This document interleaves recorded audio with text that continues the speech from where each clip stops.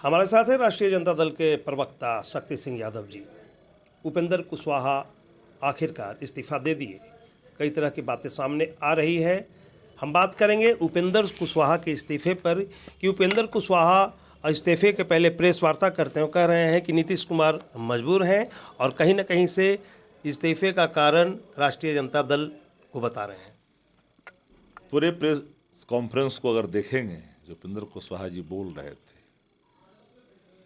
तो एक अंतिम भाव खुल करके सामने आया, विवाद का कारण भी खुल करके आ गया।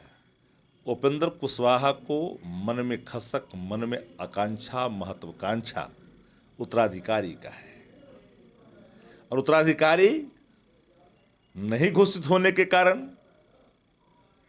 वो व्यक्ति बगावत में चला जाता है। जिनके अतीत एक डाल पर बैठने की नहीं है, जो डॉक्टर राम मनोहर लोहिया, जननायक कर्पूरी ठाकुर, लोकनायक जयप्रकाश नारायण के सिद्धांतों को भी नहीं मानते। ये कोई दल नहीं है जहां पर उन्होंने चरण वंदना नहीं की है। भाजपा हो, बसपा हो, राजद हो, कांग्रेस हो, माले हो, सीपीआई हो, सीपीएम हो, अरे उस तो छोड़िए, तो पॉलिटिकल पार्टी है। ओवैसी की पार्टी के दरवाजे पर जाकर के भी दस्तखत दी इन्होंने। जरा कल्पना करिए कि जो उस व्यक्ति के मन में आकांक्षाओं का प्रकाष्ठा हो उत्तराधिकारी को लेकर के, वो राजनीतिक साधक नहीं हो सकता। नीतीश कुमार जी 2000 में इनको टिकट दिया, टिकट तो दिया, चुनाव जीत भी गए पहली बार, प्रसाद से कुशवाहा बना दिया, नेता प्रतिपक्ष बना दिया। 2005 में चुनाव हार गए राजद से ही। अब हार जाने के बाद नीतीश जी की चरण वंदना में आगे पीछे लग गए। नीतीश जी ने दया करके राज्यसभा बना दिया, वहां भी टिक नहीं पाए, चूंकि अभिलाषा तो उत्तराधिकारी का है।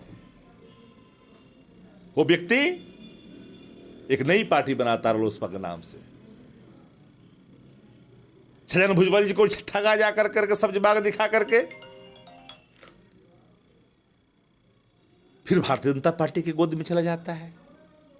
वहां भी अस्थिर नहीं रहता। जिस अत्यंत पिछड़ा की बात करें, वो 3 टिकट में कौन अत्यंत पिछड़ा को, दलित को टिकट दिया इन्होंने, जरा बताएं।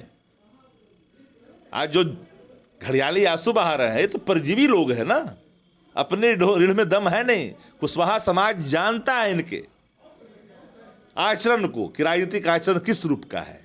चर्चा तो ये भी होती है कि राष्ट्रीय जनता दल ही इनको राजनीति में आने का मौका दिया था। एक प्राइवेट कॉलेज में साधारण कर्मचारी के रूप में काम करते थे। तुलसीदास मेहता जी हमारे पार्टी के कद्दावर नेता थे। अच्छेवट राय जी ने तुलसीदास मेहता जी को बड़ा रूप दिया था, तुलसी का वृक्ष लगाया था आंगन में समाजवादियों का। 62 में चुनाव जीते। उस समय से लगातार सरकार के कई विभागों के मंत्री रहे, उन्होंने पाला पोसा, एक कर्मचारी बनाया। नीतीश जी ने इनको टिकट दे दिया। इस व्यक्ति के राजनीतिक अतीत के पन्नों को एक बार खोलिएगा तो सब स्वरूप खुल करके सामने आएगा। और इसलिए मैंने कहा कि पूरे प्रेस कॉन्फ्रेंस का नटसेल में जो भाव है, वो उत्तराधिकारी की ललक है, वो आकांक्षा है। तो अति महत्वाकांक्षा बहुत लोग हैं जनता दलियों में जिनका बहुत बड़ा योगदान रहा है। ये तो बाद के कार्यकर्ता हैं, शुरुआती दौर के नहीं है ये।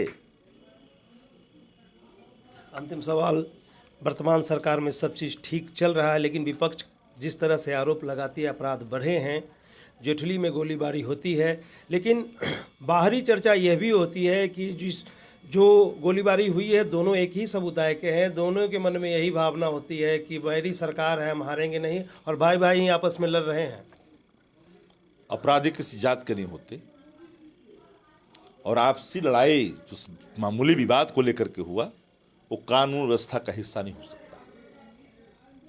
कानून को हाथ में लेने की कोशिश की गई। पुलिस की पकड़ में है कई लोग, और लोग की जांच हो रही है, जिनकी संलिप्तता होगी वो जेल के सलाखों में होंगे। और एक बात मैं आपको डंके की चोट पे कहना चाहता हूं, अपराधी बख्शे नहीं जाएंगे। कोई घर आंगन का झगड़ा, गोतिये का झगड़ा, गांव की झगड़ा, एक जाति से दूसरी जाति में भी विवाद, जमीन का झगड़ा, रसूख का झगड़ा, ये झगड़ा कानून व्यवस्था का हिस्सा नहीं हो सकता।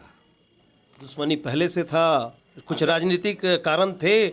मुखिया चुनाव, नगर पालिका के चुनाव में ये तो गिट्टी गिराने वाली जो बात हुई जिसके कारण गोलीबारी हुई, यह तो बस गुस्से का उद्गार दिखा है। कारण बता रहा है कि पुरानी गुस्से का प्रकटीकरण या पुरानी रंजिश का प्रकटीकरण कानून को हाथ में लेने जैसा नहीं हो सकता। और मैंने एक लाइन में कहा कि इसमें जो लोग शासन के इकबाल पे सवाल खड़ा कर रहे हैं उनकी संलिप्तता की बू आ रही है। शासन की कार्रवाई के बाद भारतीय जनता पार्टी बौखलाहट में हो सकते पुलिस पर अनर्गल आरोप भी लगाए,